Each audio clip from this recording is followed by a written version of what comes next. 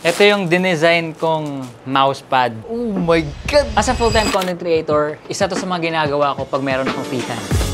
Ay, yan plastic natin to.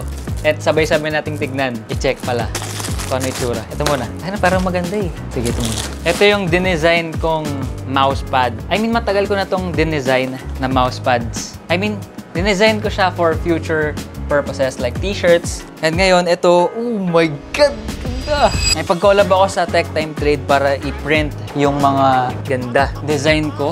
Ganda! Before na, para rin naman sa future namin. Na pwede naming ilabas soon. Dalawa lang to sa mga design na ilalabas namin siguro sa future. Hindi lang sa mouse pala. Next. Ganda! Isa pa to.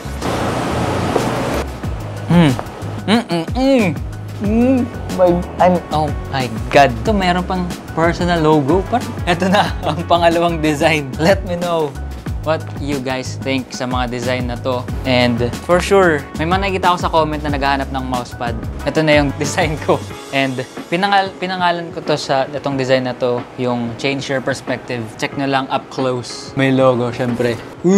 Napakaganda. Ay, ba't horizontal? Ay, sige, okay lang. Mas okay. And then, ito yung isa, yung Hustle and Grind. Na-design ko lang siya talaga. Ito pa pala. Saddle motion. Abangan. Napakaganda. Ito pa.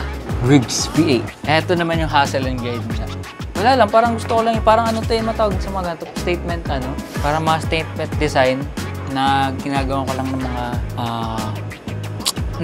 ano tawag? Hindi, meron pa yung parang, yun lang.